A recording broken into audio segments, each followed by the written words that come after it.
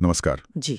आज हम कुछ ऐसे स्रोतों पर बात कर रहे हैं जो हमें भारतीय वायुसेना दिवस के बारे में काफी कुछ बताते हैं। जी। ये दिन, जैसा हम जानते हैं, हर साल 8 अक्टूबर को आता है। हाँ। तो आज हम कोशिश करेंगे कि इन स्रोतों के जरिए समझें कि भाई भारतीय वायुसेना बनी कैसे, आज क्या कर रही है और इसका महत्व क्या है। नमस्ते।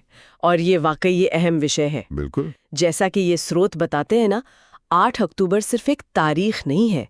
ये तो हमारी वायुसेना की हिम्मत, उनकी लगन, उनके जज्बे का प्रतीक है।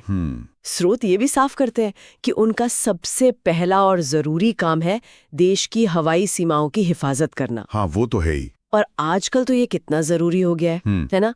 किसी भी देश की सुरक्षा के लिए आसमान पर नजर रखना, ये दिन हमें यही याद दिलाता है। बिल्कुल। और इतिहास की बात करें तो स्रोत बताते हैं कि भारतीय वायुसेना की नींव ब्रिटिश राज में 8 अक्टूबर 1932 को रखी गई थी। जी हाँ। और एक दिलचस्प बात मुझे लगी कि तब इसे रॉयल इंडियन एयरफोर्स कहते थे। मतलब शुरुआत एक अलग नाम से हुई। हाँ। और ये रॉयल शब्द का जुड़ना और फिर हटना, ये अपने आप में एक कहानी है। स्रोत बताते हैं कि 1932 में जब बनी तो ये ब्रिटिश वायुसेना की एक सहायक इकाई जैसी थी। अच्छा। फिर दूसरे विश्व युद्ध में इसके काम को देखते हुए इसे रॉयल का खिताब मिला, लेकिन असली मोड़ आया आजादी के बाद। हाँ, 1950 में। जी बिल्कुल। जैसा स्रोत बताते हैं, 1950 में जब भारत गणराज्य बना, अपना संविधान लागू हुआ, तब इसके नाम से रॉयल शब्द हटा दिया गया। तो ये सिर्फ एक नाम बदलना नहीं था, मतलब इसका कोई गहरा मतलब भी था। बिल्कुल था। स्रोत इस पर काफी जोर देते हैं कि ये सिर्फ कोई दिखावा नहीं था, ये उस बड़े बदलाव का हिस्सा था जो आजाद भारत अपनी पहचान बनाने के लिए कर रहा था। रॉयल शब्द हटाना एक तरह से ऐलान था कि अब ये वायुसेना किसी बाहरी ताकत के लिए नहीं, बल्कि पूरी तरह से भारतीय गणराज्य और यहाँ के लोगों के लिए है। अच्छा, यानी अपनी संप्रभुता का प्रतीक। एग्जैक्टली। भारत की संप्रभुता का एक साफ संकेत।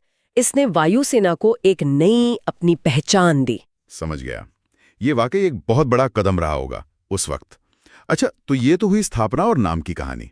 अब आगे बढ़ते हैं। स्रोत वायुसेना के काम और उसकी भूमिकाओं पर भी काफी कुछ बताते हैं। हाँ। और ये साफ है कि काम सिर्फ सरहदों की निगरानी या जंग लड़ना ही नहीं है। हाँ, ये समझना बहुत जरूरी है, क्योंकि अक्सर हम लोग वायुसेना मतलब लड़ाकू विमान ही सोचते हैं।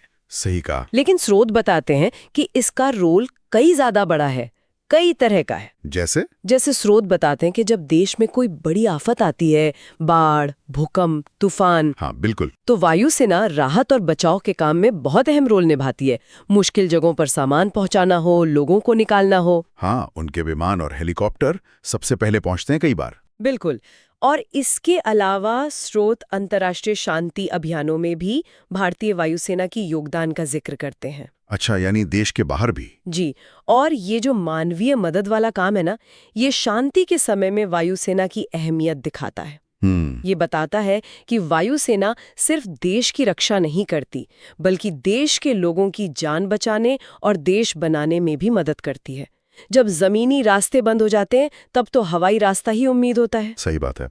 और हाँ, रक्षा की बात करें तो स्रोत कई आधुनिक लड़ाकू विमानों का भी नाम लेते हैं। राफेल, सुखोई 30 MKI, मिराज 2000 और अपना तेजस भी। हाँ, तेजस। ये नाम बताते हैं कि भारतीय वायुसेना आज टेक्नोलॉजी में कितनी आगे है, कितनी शक्तिशाली है, दुनिया के बेहतरीन सेनाओं के बराबर। और इस तकनीकी पहलू पर थोड़ा और ध्यान दें तो स्रोत में इन विमानों का जिक्र सिर्फ लिस्ट जैसा नहीं है। अच्छा। जैसे सुखोई 30 MKI की बात है, तो MKI का मतलब है मॉडर्नाइज्ड कमर्शियल इंडियन, यानी ये खास भारत की जरूरतों के हिसाब से बना है। इसी तरह स्रोत में तेजस का जिक्र भी बहुत अहम है। ये तो भारत में ही बना हल्का लड़ाकू विमान है। हाँ, आत्मनिर्भर भारत का एक बड़ा उदाहरण। बिल्कुल। इससे हम रक्षा तकनीक में दूसरों पर कम निर्भर होते हैं। और राफेल जैसे विमान नई पीढ़ी की क्षमताएं दिखाते हैं। तो ये विमान सिर्फ मशीनें नहीं है, ये भारत की तकनीकी ताकत और तैयारी का प्रतीक है। और इन्हें उड़ाने वाले पायलटों का कौशल भी जबरदस्त होता होगा। बेशक, उसके लिए जो ट्रेनिंग और विशेषज्ञता चाहिए वो कमाल की है। ये बात तो है। अब अगर हम थोड़ा इतिहास में पीछे जाएं, जैसा स्रोत हमें ले जाते हैं, तो भारतीय वायुसेना के कारनामे और योगदान तो और भी ज्यादा असरदार लगते हैं। हाँ। स्रोत 1947 से लेके, मतलब बंटवारे के फौरन बाद से, फिर 65, 71 और 99 के कारगिल युद्ध तक वायुसेना के साहस और उसकी भूमिका का साफ जिक्र करते हैं। बिल्कुल।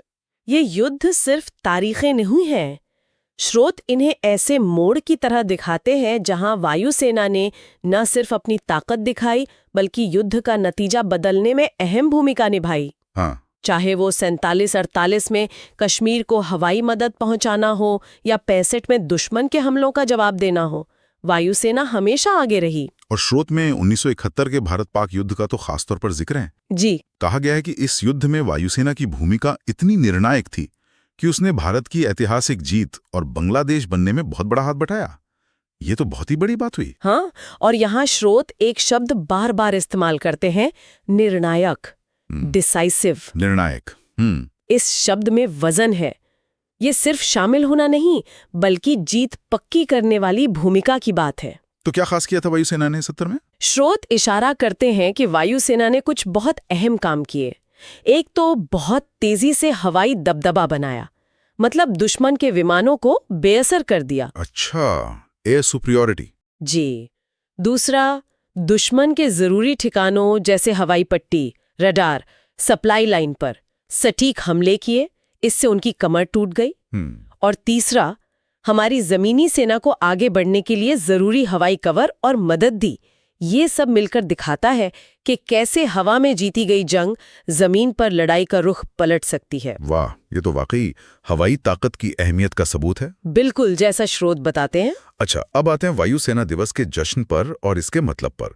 स्रोत कहते हैं कि 8 अक्टूबर सिर्फ वायुसेना के लिए ही खास नहीं है, बल्कि ये हम आम लोगों को भी याद दिलाता है कि हमारी हिफाजत के लिए आसमान में भी हमारे जवान तैनात हैं। सही कहा। एक तरह से सेना और जनता के बीच का रिश्ता मजबूत होता है इससे। हाँ, ये जुड़ाव और जागरूकता बहुत जरूरी है। जब लोग अपनी वायुसेना की ताकत देखते हैं तो उनका भरोसा बढ़ता है, गर्व महसूस होता है। स्रोत के हिसाब से मुख्य प्रोग्राम अक्सर गाजियाबाद के हिंडन एयरबेस पर होता है। जी हाँ। वहाँ एक बड़ी परेड होती है और साथ में हवाई करतबों का प्रदर्शन भी, जिसे स्रोत एरोबैटिक शो कहते हैं। हाँ, वो शानदार होता है। मतलब लड़ाकू विमान हवा में कमाल के करतब दिखाते हैं। स्रोत पढ़कर ही लगता है कि नजारा देखकर रोंगटे खड़े हो जाते होंगे। और ये जो एरोबैटिक शोज होते हैं ना, ये सिर्फ देखने के लिए नहीं होते। अच्छा। स्रोत इन्हें वायुसेना की ताकत, पायलटों के कमाल के हुनर, उनके तालमेल और विमानों की बेहतरीन क्षमताओं के प्रदर्शन की तरह दिखाते हैं। सोचिए जरा, इतनी सटीकता से आसमान में वो सब करने के लिए कितनी मेहनत, कितनी ट्रेनिंग लगती होगी। ये प्रदर्शन वायुसेना के अंदर भी जोश भरता है। हाँ, और दुनिया को भी संदेश जाता है। बिल्कुल, कि भारतीय वायुसेना हर चुनौती के लिए तैयार है। और इसी जोश और जज्बे को शायद वायुसेना का आदर्श वाक्य भी दिखाता है, जिसका जिक्र स्रोत में है, नभः स्पृशम दीप्तम। हाँ, नभः स्पृशम दीप्तम। स्रोत इसका मतलब बताते हैं, वैभव के साथ आकाश को स्पर्श करें या आकाश को छूने की दीप्त आकांक्षा। ये शब्द ही अपने आप में कितने शक्तिशाली हैं। बिल्कुल, और ये आदर्श वाक्य, जैसा स्रोत इशारा करते हैं, सिर्फ एक नारा नहीं है। ये उस भावना को दिखाता है जो वायुसेना के हर सदस्य को प्रेरणा देती है। नभः स्पृशम दीप्तम, ये उनके हर मिशन, हर उड़ान में उनका गाइड है। ये उन्हें हमेशा बेस्ट करने, नई ऊंचाइयों को छूने और देश की सेवा में गर्व महसूस करने की प्रेरणा देता है। यानी सिर्फ आकाश छूना नहीं, बल्कि शान से छूना। हाँ, गर्व, कौशल और चमक के साथ छूना। ये सालाना जश्न और ये आदर्श वाक्य दोनों मिलकर जवानों के हौसले, उनकी मेहनत, अनुशासन और देश के लिए उनके समर्पण का प्रतीक है। स्रोत हमें यही समझाते हैं। तो इस सारी बातचीत का निचोड़ क्या है?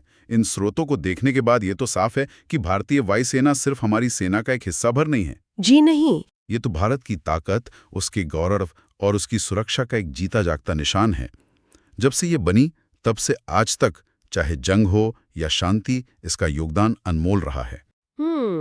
स्रोत हमें दिखाते हैं कि 8 अक्टूबर का दिन हमें इन बहादुर जवानों और उनके परिवारों की कुर्बानी, उनकी सेवा को याद करने और उन्हें सलाम करने का मौका देता है।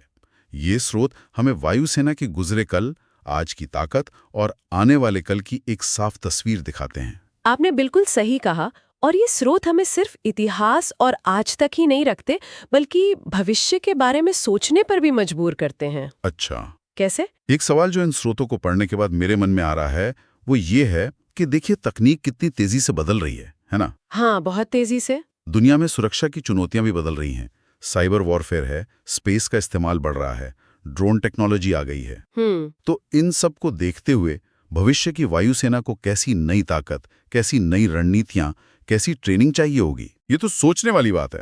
आज हम राफेल और तेजस की बात कर रहे हैं, कल शायद कोई और तकनीक आ जाएगी जो सब कुछ बदल देगी। ये इतिहास हमें यही सिखाता है कि सुरक्षा कोई ऐसी चीज नहीं जो एक बार मिल गई तो बस हो गया। हाँ, लगातार तैयार रहना पड़ता है। बिल्कुल। इसके लिए लगातार तैयारी, बदलाव को अपनाना और तकनीकी विकास बहुत जरूरी है। तो ये सोचना बनता है कि आने वाले दशकों में भारतीय वायुसेना कैसी होगी और उसे किन नई चुनौतियों के लिए तैयार रहना होगा। ये वाकई एक गहरा सवाल है। भविष्य की चुनौतियां यकीनन अलग होंगी। इसी विचार के साथ और भारतीय वायुसेना के सभी जांबाजों और उनके परिवारों को हमारा सलाम कहते हुए आज की ये बातचीत हम यहीं खत्म करते हैं।